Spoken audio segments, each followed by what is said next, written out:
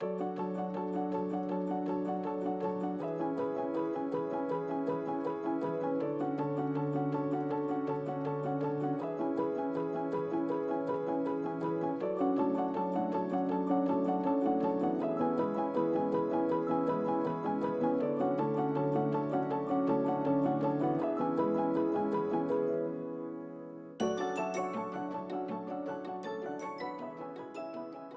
Julie and I are going to speak for about 20 minutes. We're going to have a conversation. So I'm going to ask Julie some questions, and then we're going to hear from Sohel, who's going to talk all about some new innovations in textiles. We are going to just get started on this first conversation. So Julie, will you tell us a little bit about yourself? You come from Hainsworth. Do you want to set the context of what Hainsworth does and what the sort of fabrics that you deal with? I'll bring up some photos as you talk. Yeah, absolutely. So I'm marketing manager at AW Hainsworth. We are based in Pudsey. We are a family business and we're an iconic woolen mill. So you'll see on the images why I can say iconic quite genuinely. We're an 8th generation family business located on the same site, always been producing the fabric from the site in Pudsey. So we're fully vertical. We use woolen fibre on the great majority of the product. And we take everything all the way from the raw fibre, every single process that needs to be applied to it to bring it to a finished product. And be that a roll of fabric or be that a blanket that's being sold in Harrods, etc. So we do all of that on site. We are very, very diverse in our markets. So when people think wool, they don't necessarily think of the great range. They can see some images of where you might know us from, hence the word iconic. Every time you see trooping of the colour, any of the military parade uniforms, etc., outside Buckingham Palace, any of those events, royal weddings, there's been a few of those recently, and then that is our fabric. That is our history. So all the way from the Battle of Waterloo, the thin red line at the Battle of Waterloo was the Hainsworth fabric, and then the scarlet uniforms are still worn today. But we have great touch points within the military. So we actually generated the first ever British khaki that was worn by the British military as a whole, and when the RAF came out of the scarlet uniforms and went into their blue, that was a Hainsworth sales strategy genius. So we're there, but we also, as you can see, Chris Hemsworth there in his lovely Thor outfit with his Hainsworth doeskin cape, and then the PPE fabrics come through Hainsworth as well. So we're in lots and lots of different marketplaces, including the world's fastest nap snook cloth, interiors, fashion apparel, the Gucci's, Balenciagas, etc., all the big fashion houses, and all the way from students working at universities. Huddersfield University do have some work on our looms, so we're very linked into lots of different diverse areas. Okay, so so Julie, tell us, we're at the classic sort of end of the market of Hainsworth fabrics, all sorts of things. We kind of make that assumption is that that's what a textiles manufacturer does. But you've got this new part of your business. I'm going to share a screen and just tell us about this Natural Legacy. Tell us about that. Okay, so Natural Legacy was started in 2009. We had a student that had been on board doing a research project that was given the task of find a new product, find something new for us to be using the wool with. And they found a piece of legislation that had been set in 1667 that every body that was buried had to be buried in wool. This was set in place to help the textile industry, which was suffering at that time. There was legislation put in place that it had to be purely wool on every body that was being buried, not mixed with silver or gold or any other fibre or any other material. And there were actually fines put in place for any areas that were found or any people that were found not actually coordinating with the legislation. Obviously, there was a lot of nudge, nudge, wink, wink. Do you think we can actually get this reinstated? This would be great. And one of the great things about Hainsworth is it is a family business and therefore it can make its decisions.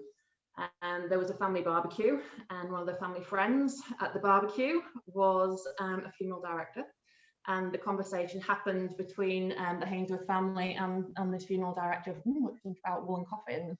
They decided it was a great idea, and it was taken through the market. So we worked with the funeral industry, funeral directors, coffee manufacturers, and people that obviously regulate the industry to develop a painted woolen coffin, which has been going since 2010. So it's not particularly new. The thought of using wool in the funeral industry is obviously centuries old, but this is actually a painted product. No one else does a woolen coffin. There are woolen shrouds that are out there that are starting to come through more and more with the eco side and the sustainability, which is more and more taking precedence in every single market, the funeral side included. But that is the basis of the woolen coffins. Let's have a look at these woolen coffins, because when I heard about these woolen coffins, I'm not quite sure what I imagined, but I'm not sure I would have imagined this. It looks very sturdy. I mean, it's not just a sort of a bunch of wool just wrapped around a body, is it? It's kind of it's quite a sturdy structure. Tell us about it is. I mean, one of the first things that we hear, and I mean, God love Ken Bruce, but you know what, on his radio show, we did take a little bit of a slating of, oh, woolen coffin, it's going to be knitted, it's going to be saggy, oh, how is it going to hold anyone? Great, obviously, to be on BBC Radio 2 or whichever station it was he was on at the time, and to get that visibility out there. But the coffin is extremely stable. It isn't knitted, it is woven. So our speciality and our craftsmanship is woven woolen felts. So this is very, very tightly packed. So you're probably looking about 5 mil thick on the woolen outer. And then it is around a cardboard frame with an MDF baseboard, and it actually has a patented handle system. So one of the big concerns that we have is, my God, this isn't actually going to be suitable. How heavy is it going to be? We don't want a body dropping out of the bottom of it as the funeral's taking place. And that would be extremely disrespectful. There is actually a patented carrying system, which means there is a sling that goes from the handle on one side of the coffin to the handle on the other side of the coffin. So that all of the weight is actually borne on that sling. So the coffins can actually hold up to 42 stones in weight. So they've gone through all the trials, all the testing, they're suitable for burial and for cremation, and they are extremely, extremely strong. And tell us about what was the benefit of having a wool coffin? Because it seems like it's eco-friendly, but are there other benefits? You know, tell us about. Yeah, I mean, obviously the eco-friendly side was taken in the origination of it. And to be honest, it's becoming stronger and more important again now. But what we realized back in 2013, 2012, 2013, was actually the reason that the coffins were being used was because of their tactile nature, and the fact that people were able to reflect the personality of the deceased more closely and less harshly, less severe than the traditional coffin tape. There's a warmth to it. The standard wooden coffins have a coldness, and we've had funeral directors express to us that they can see a relationship lasting longer with the deceased when families are actually going to view someone who is in this coffin, because they feel the ability to actually touch and stroke the outer of it, whereas on the traditional there's that little bit of a barrier and a little bit of a finality to it. Yeah, that's really interesting about how the sort of the materials that you use to make a coffin actually have an effect on the sort of the psychological sort of how you feel about it. I mean, it reminds me of my mum's knitting or sewing box. There's like she's got a sewing box similar, that looks similar, and that's kind of a nice link to woven. Yeah. And we have a two colour version. So we have the white, and that product has been there since the inception. In 2012, we actually changed the range and added in a grey. So the product is very heavily based on a Yorkshire product and on wool. And we brought this lovely grey melange into it to reflect more closely a male effect. So the man wearing the woolen overcoat, that kind of generation, that kind of feel, a more masculine feel into it. And again, it's all about that relationship between the deceased and reflecting their personality more closely and more gently through the coffin. And the fact that it's got that rounded shape as well, you've got the tactile nature of it, the warmth of it, it doesn't have that coldness, and then the comforting. Step away from the traditional shape. What we find is we do have a lot of people that are planning their own funerals, be it long-term or relatively quick need, someone with a terminal illness, etc. And they are selecting the coffins because of that less final element to it and that softer feel. That I think it's an easier choice for them, and it's more popular at the moment as well, with again, just the move for people understanding that they have options and being able to have the access to something which is nice and different and more closely representing the personality of the deceased. Now, of course, with woven, there's a lot of experts here. There's a lot of people who make textiles for a living, and so there might be some interest in how the coffins are actually made. I think this video might work. Should we watch this video? Yeah, Ken, I think this is the final construction. So we weave the cloth absolutely on site from raw fibre. Yeah. The only time any part of the construction leaves the site is for it to be cut into the shapes that are then sent back to us to be sewn together. And I think the video that we have is that final hand finishing of the product. Let's see if we can see this. And if it's a bit jerky as you're watching it, that's because of Zoom, not because of the video. So there we go. So that's just like is that a cardboard base or? Yeah, it's a cardboard frame. So it's a recycled cardboard outer. And that's what gives it its structure and its integrity. And then there is an organic liner, which is sewn to the woolen outer. So she's there just pulling the woolen outer around that secure base. There is an extra layer added into it just to give it a little bit more rigidity. And then what she will add in is some wool sliver to actually act as a mattress. To obviously, you maybe don't need a mattress, it's more of the emotional feel of it, but there is a woolen mattress which is actually put in there from our own production process. The cotton is folded in, steamed, obviously lined absolutely perfectly to make it a lovely product. And then there is actually a woolen filled pillow which is added into there as well. The children's coffins that we do actually have a hand stitched edge blanket that goes in as well. So the children's coffins are taken one step further, where there is actually a woven woolen blanket hand stitched that goes in there as well. It's fascinating to see how it's made, and then it's the strength of it which was fascinating to me. I'm going to stop the video just because it makes everything a little bit jerky. If that's all right, I'll just stop this video.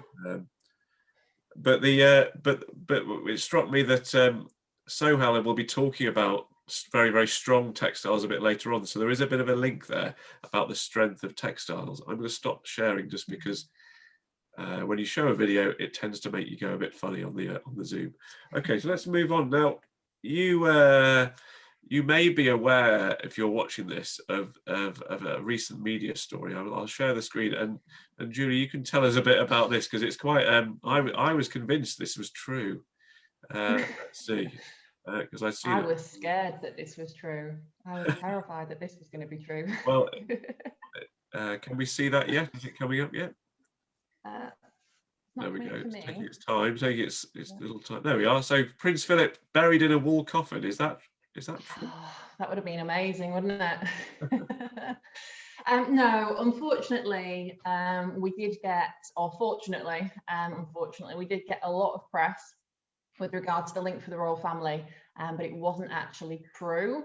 I think the rumour came from the fact that we have had huge support for the woolen coffin from the royal family. So in 2010, when Prince Charles launched the campaign for wool, so Prince Charles is a massive supporter of the use of wool and sustainability, and so is Prince Philip. We were invited, there you go, to actually show the coffins at a garden party at Clarence House.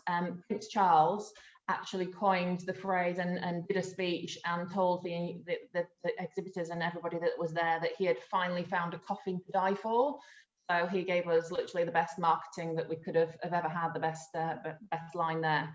And I think the rumour came through from there. So I think some reporter went through, found out that we had this great support through from the royal family and had historically had that.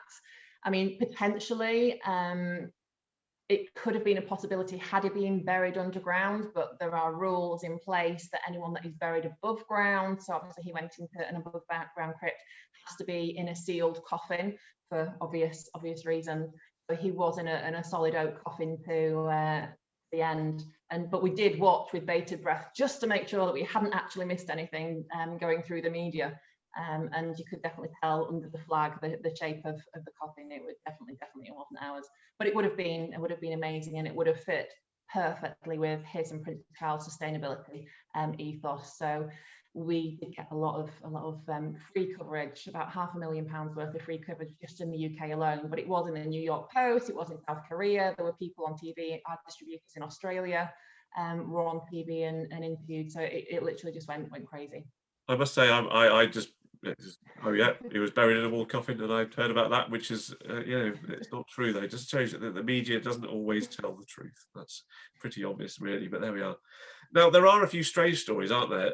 We were talking before this about some story about biscuits and bottle tops. Can you just tell us about this strange connection? Yeah, it's just different elements that we have. So because we're very unique, and the precision with what we do is very fine. A lot of people can use our fabrics where they need to have a good remit of consistency. So we do have customers that obviously Steinway is one of our customers.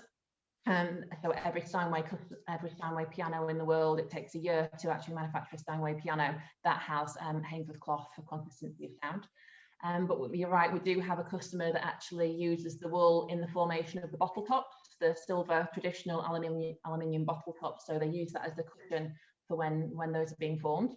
If anyone has ever eaten a McVitie's digestive or a McVitie's mini cheddar, then the bakery belting that is used in the McVitie's factory is actually our product. So the product are baked on the natural fibre, and that is partly to do with the flexibility and the durability under heat, because wool is inherently flame retardant, which is a bit contradictory for a coffin, but there you go. We won't get into the fact why the woolen coffin works with flammability, because it's a little bit gruesome. But yeah, so the anything that you've had a McVitie's mini cheddar or digestive, and it's partly to do with the fact it being a natural fibre. So they're happier that if you accidentally eat a fibre from their belt, then it is naturally digestible, as opposed to it being a polyester fibre, etc. And then some random articles like wallpaper are manufactured on our wool, so drawn out on there, and it's used for laser etching and printing as a base for all of that. So a lot of people look at Hainsworth and they see the Royal Guards and the Royal Warrant for furnishings and fabrics, but we're so skilled at what we're doing. We know the benefits of wool and how it can be manipulated and how it can be used, that we actually have a lot of very niche, very unusual markets that we actually go into. Yeah, and that's kind of one of the purposes of getting you here, Julie, because I think it's so often with woven where people say, oh, it's a textiles festival, it's all about clothes. Well, of course, there is that sort of element to the festival. There's an element to the work that goes on in Kirklees, of course, that's really big. But we find textiles all over the place, and it's fascinating to hear just those little nuggets. We'd heard a lot about the wool coffins, but it's that nuggets that eating a biscuit, what the textiles factory is involved with the biscuit manufacturer. I find that fascinating. Now we're coming to the end of our time, so just tell us how, if I was thinking about getting a wool coffin for myself or for a family friend, can you just order them for you, or do you just is it a direct thing with Hainsworth? How does it work? We work with the largest distributor of coffins in the UK, so JC Atkinson. So any funeral director can actually purchase from JC Atkinson. So all someone has to do is mention the fact that they want a woolen coffin to their local funeral director, and the funeral director can actually purchase it through JC Atkinson. They hold it on stock. It's normally available within 24-hour turnaround. Is it a unique thing to you guys, or are there other manufacturers doing it? No, it's completely unique to us. We are it's a patented product for the way it is constructed, so for to be able to hold the weight. Someone did actually try and do one. This is going back quite a few years. We did end up having one in the factory to have a look at, but it was a wooden frame and the traditional shape, and basically it looked like it'd been woven. It had been wrapped in cotton wool, because of the quality of the Hainsworth fabric and the really tight, firm construction that we can get through the milling process. Nobody can match the quality of the product that we do, so no one's trying. Well, that's something to be proud of, I think, that we are sort of featuring in this area. There is the only woolen coffins in the country. That's brilliant. So Well, thanks, Julie. That's I find that really fascinating. I think it's really interesting, the sort of unexpected use of textiles.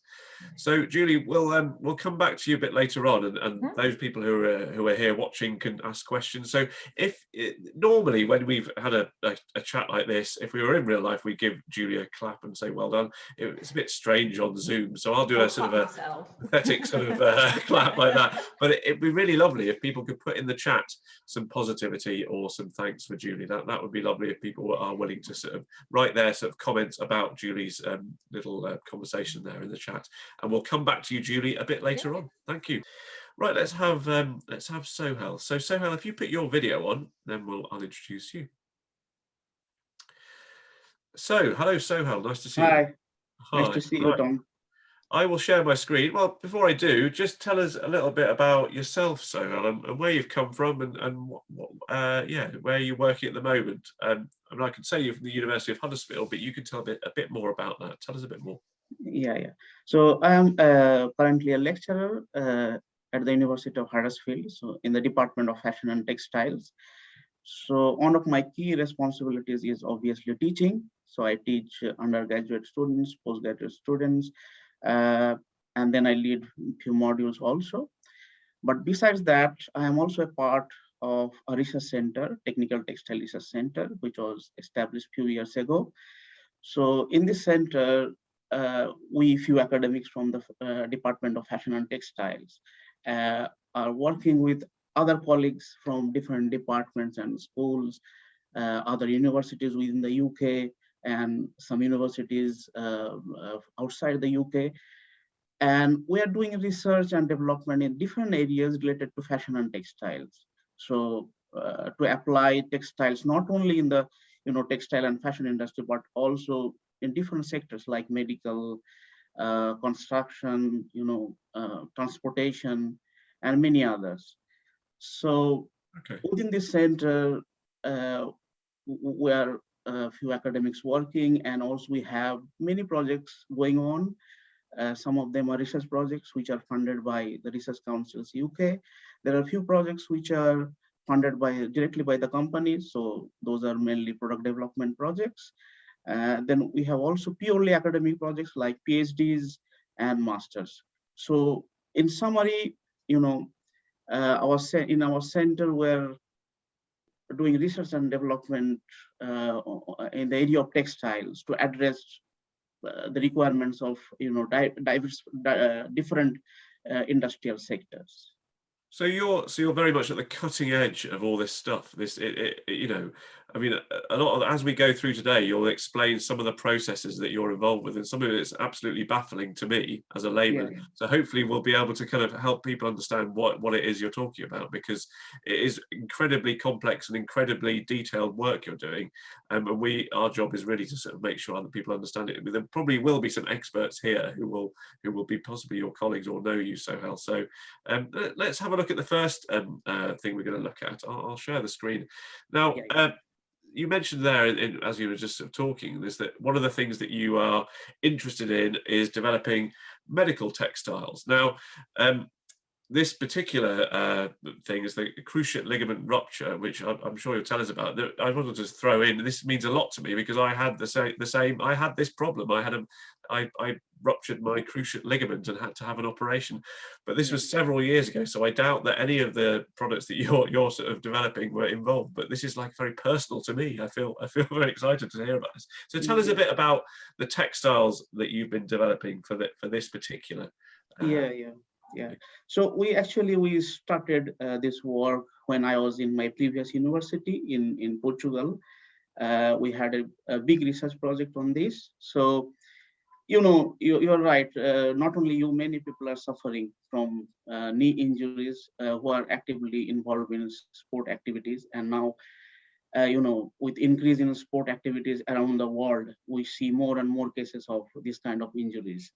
So if you see our structure of our knee is composed of several elements like ligaments, tendons, and some of them are quite weak, like anterior cruciate ligaments. They're quite weak and they break very easily.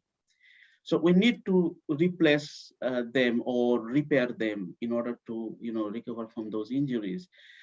Now, what we tried in our project, we tried to make a complete fibrous structure which can mimic the behavior of natural ligaments, so that we can implant those fibrous ligaments into our knee when we need it. But it's really difficult because natural ligament shows a very special mechanical behavior. When it's stretched or when load is applied, it behaves in a very special fashion. Initially, it extends more easily, then it becomes stiffer, and then at the end again it extends, easily. So we need to have that kind of mechanical properties in our artificial ligament so that we can implant into our knees. So how to tackle that? So first of all, what we did, we looked deeper into the structure of these ligaments.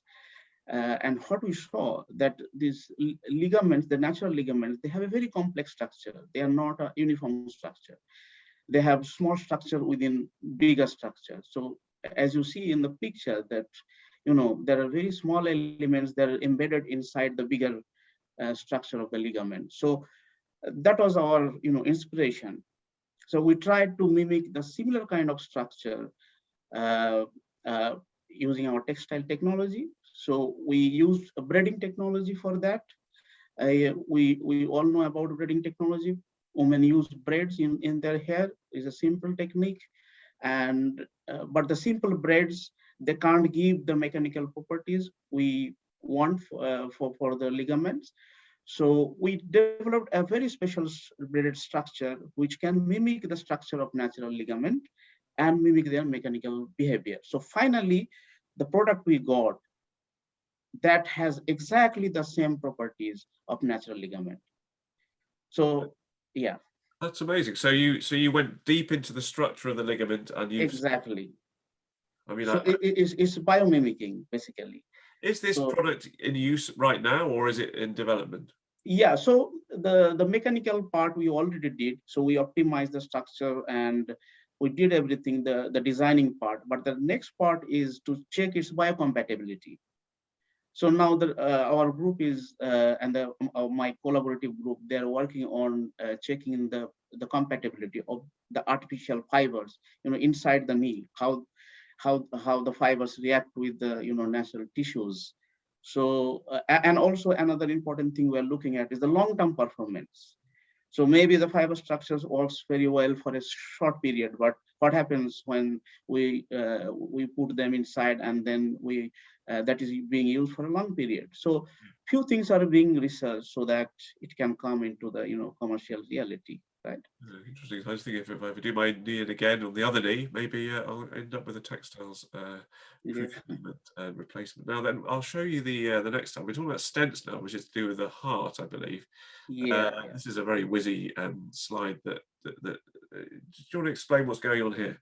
Yeah, so yeah, like ligaments, we also looked at the stents. So the stents are used to keep our blood vessels and arteries open so that we can have proper blood flow to the heart and we can avoid the cardiovascular diseases, right? Yeah. And normally metallic stents are used, like the one you can see in the picture. So it's a kind of ring structure which are inserted into the arteries to keep the arteries open. Yeah. But the problem with metallic stents,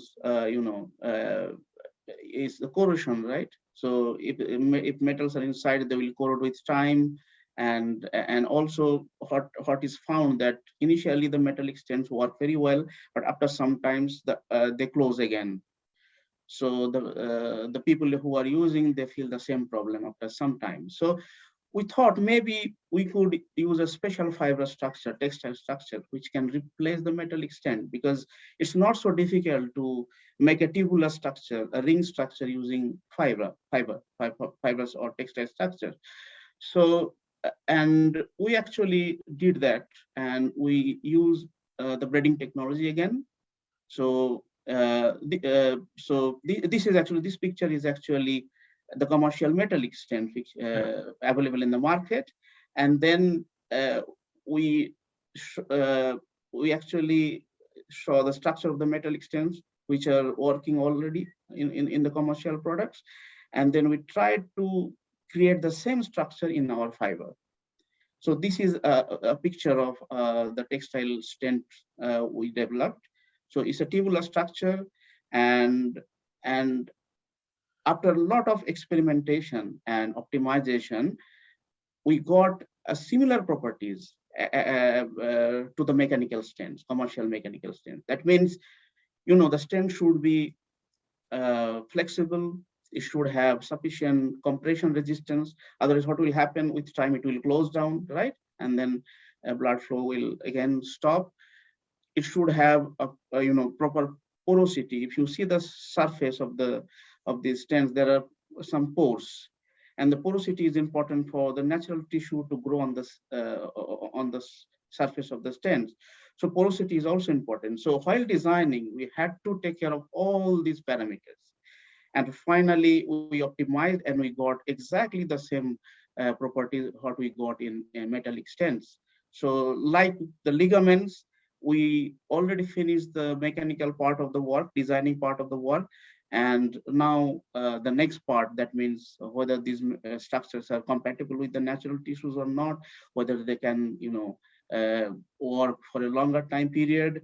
Also, whether we could put some sensor inside so that we can look into, without operating, we can, from outside, we can see what is the condition of the stent. So that kind of research we are still doing. So right? it's not plastic then? It's not a plastic sort of thing that's going in there, or it's definitely textiles? Yeah, so it's not plastic. It's made of fiber, but initially we tried with synthetic fiber. Yeah. But synthetic fibers work very well, but they are not, biocompatible. So currently we're trying with other fibers like PLA, which are more biocompatible, or other more biocompatible fibers, right? So that's what we're trying. So they are basically textile structure, and the compatibility is an issue, because if we put something inside and they get rejected, and then that will not work very well. So currently we are looking at the compatibility issues and trying different fibers and textile structures. Right, let's move on to the next one, which is it the video you want now? So should we watch the video? Yes. So that's about the auxetic fabric, I think. Yes. Yeah. So means this is a very special structure. If you play the video, Tom. Okay. Yeah. Oh, it's saying cannot play media. Oh no. You talk. I'll bring it up on a different. No problem. Just to sort of verify, what's the name of this fabric? Textiles, Axotic. Can you? Auxetic fabric. Auxetic. Okay. Yeah. So I'll explain what it is. So if you see your normal fabric, which you use every day, if you like a knitted fabric, knitted sock or something, if you pull it, you will see the fabric will be thinner and thinner in the middle. So if you pull it, it will increase in length, but in the middle it will narrow down, right? Whereas in auxetic fabric, if you pull it, it will open in all directions. So it will just, by pulling you can expand actually. So that is the specialty of auxetic fabric. Now, what are the benefits? The benefits are when you are, let's see the video if it works. Yeah, if you can see here. So you can see when you are pulling, it's basically expanding. So that's not the behavior of a common fabric. In a common fabric, when you pull, basically it will be thinner in the middle. Let's just watch this again, because it is quite an unusual thing to see. Yeah. So it doesn't get thinner, it gets fatter. Well, I don't quite understand how it does that, but I mean, you're the expert, but it is pretty amazing, isn't it? Yeah. So, and the advantage is that when you can expand it while pulling, the fabric can absorb a tremendous amount of energy inside. So if we have a structure made of this material, they will not break easily. They're quite tough. Okay, and also you can imagine that if you make a textile garment out of this fabric, and and for example, for a kid, and if the kid grows, the textile, the garment will expand, right? And adjust with the body shape and size. That would So save that me a lot of money because I've got small children. so same fabric, if you buy in the childhood, maybe you can use in the middle age and even in the older age. So that will save a lot of money, and also the most importantly, you can save a lot of materials. And as you know, the textile industry and fashion industry are producing a lot of environmental pollution and has a high carbon footprint. So if you can reduce the amount of textile products, then you can reduce the carbon footprint. You can reduce the waste generation. So that solves a big problem, Yeah. right? So probably that will come into the fashion in the future. It's every parent's dream, isn't it, to be able to buy their 5-year-old a jumper that will last until they're 15. That would be amazing. Yeah, But also this idea that we're sort of constantly go back to the climate change thing, as you say, we're constantly buying new things because our kids grow up, and it's like, well, do we need to do that? And and fast fashion is a big problem, right? So, but the project we didn't look into this fashion aspects. Now we're realizing and trying to expand this aspect also. But what we did in that particular project, we looked at the energy absorption behavior. So we realized that this material can be very strong if it's impacted by a bullet. So we applied this material in personal protection application, in bulletproofing. So we made composite materials out of these fabrics, and what we found that if we make this is another example of auxetic fabric. This is known as blast resistant carton made of auxetic fabrics, and this is commercial actually. So the specialty of this fabric is that after blast, there will be a lot of fragments, small particles, and they can be arrested by this fabric. So these are these are already available in the market. But the product we are developing, we are tested for bulletproofing. So what we found that if we make a composite using the auxetic fabric, the bullet cannot penetrate through it. The fabric and the composite will deform and arrest the bullet. Whereas if we make a composite using this, a conventional fabric of same thickness, the bullet will pass through. it's amazing. So you can create bulletproof vests, effective, and blast curtains as well. Yeah, blast curtain as well. And the problem with the existing bulletproof vest is that they use metallic or ceramic shields plates inside, which are very heavy. Yes. So people they don't want to use because of it's wet. So these structure, auxetic composite structures, are lightweight, and they have the ability to arrest the bullet. So it would be a very useful material for bulletproofing. A lot of the work you're doing, it's around. So you've been studying the structure of plants, is that right? So you've sort of taken your cue from the natural world and tried to replicate that. Can you tell us a little bit about that before we finish? Yeah. So that kind of structure is called hierarchical structure or hierarchical composite. Hierarchical, right? Yeah, hierarchical. So we got inspiration from the structure of wood.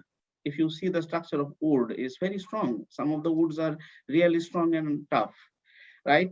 And wood is made of cellulose. And we have cellulose in paper also. The paper we use, that is also cellulose, but it's weaker.